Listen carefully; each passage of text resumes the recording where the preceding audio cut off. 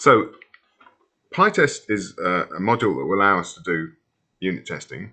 In fact, Python does come with its own standard unit test module called unit test, but it's not as easy. It's not very easy. It's not as easy as PyTest to work with.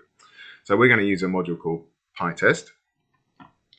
And what PyTest does is it goes through all your files looking for those whose names start with test or end with test, and it regards those as tests that it has to run. So it'll look inside those files and it will run all functions whose names start with test. So if you want to set up some tests, you just have to create a file called test pizza. You have to set up a function inside that called test pizza extras or whatever, and then PyTest will run that and it will check the output. So first thing we need to do is configure PyCharm to use PyTest. It's quite an easy integration. So first of all, you have to install PyTest. So if you go to PyCharm, use File, Settings, Project, and then Project Interpreter. So let's do that. I've already done it. File, Settings.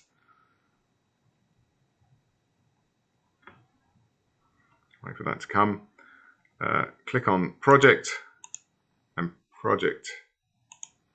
Python Interpreter. That should say Python Interpreter on the slide. Okay, and then you'll see in this list here, there's all the packages that have been installed on my machine. Some by me, some have been installed by other packages. So sometimes you install a package or a module, and it will install some others that it needs. So if we scroll down here, you'll see actually I haven't got PyTest. That's good. Okay, so what I can do, I can click on the plus symbol and I can add it. So click on the plus symbol, let's just type it in, search for PyTest.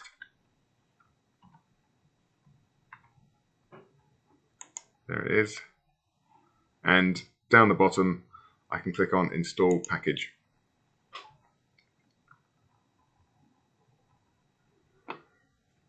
And that will install. The other way to do that is by using pip install pytest. So another way of doing this is to get a command prompt. You probably have to go into the menu, bring up a MS-DOS command prompt, and go pip install pytest. And if you've got Python set up with pip, which normally you would have if you've installed it on your laptop or your computer, normally you'll have this already available, and that will install PyTest for you. So anyway, going back to PyCharm, you can see that we've installed it successfully. Okay, and if I close that down, then there it is now in the list. Okay, so that's now installed in my interpreter, so it's now available for me to use inside PyCharm.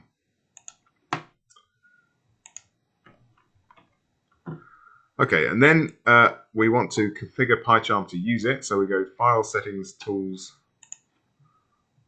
File, Settings, Tools, Python Integrated Tools,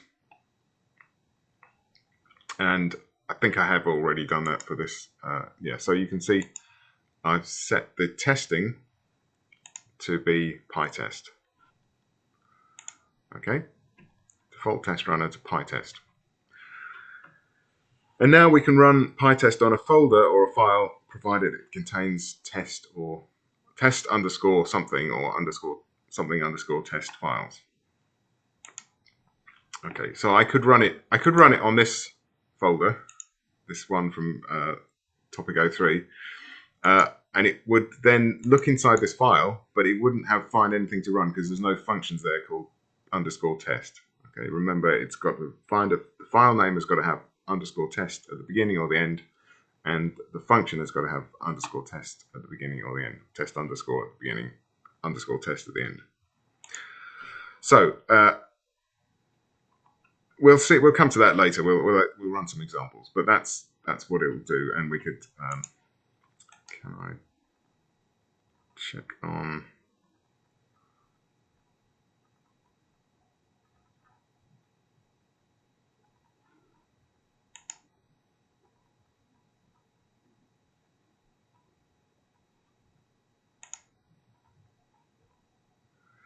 No, I was looking for an option to click. Let's find one here.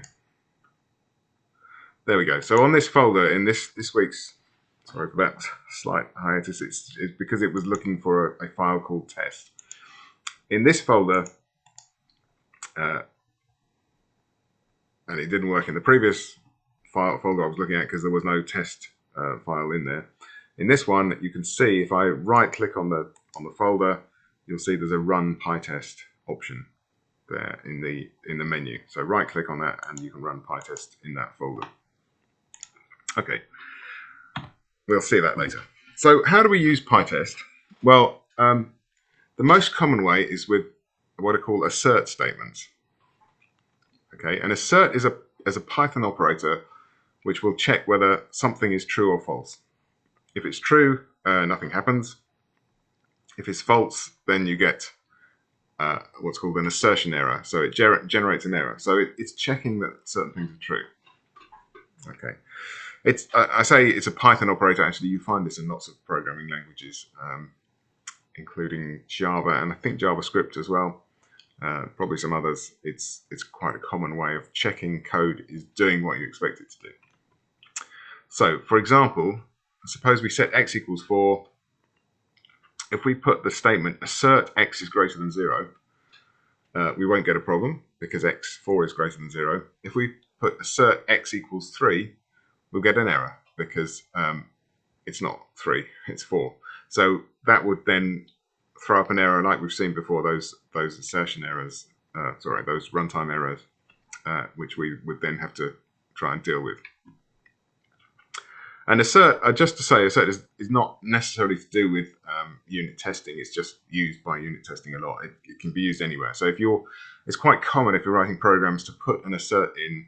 If something's going wrong, you want to check some values are set to a certain thing without having to run a debugger, or you're making lots of changes, you don't want to run a debugger every time, you can put an assert in to check that something is set to some value or some condition is true. Okay, that's one important aspect of using pytest. The other is using what's called capsys, the captured system output. So system output is just what we print. And if we're going to test things, so when they print something out, we've got to check that what they printed out is right. So the idea is that we capture that output and check it against what we think it should be. So capsys is all the output that's normally printed to the console, so sometimes known as system out. But it's captured when we're running these tests, it's captured, it's saved somewhere inside the program, and then we can check that it's giving us the right answer. And this capsys is passed into every test function as a parameter we can use. Let's see some examples of that. If you want, obviously when you're running these tests is going to cause you problems if you're trying to print something out, like whether it's passed the test or not. So if you want to print something out from a test function and not have it captured, then you need to use with capsys disabled, and then it will print something to the console like we used, all our programs are used to. We're used to printing stuff out. If you're capturing that, then you can't print it out. But if you want it to print out, then use with capsys disable, and that will print stuff to the console. Okay, I think that's the kind of background to it.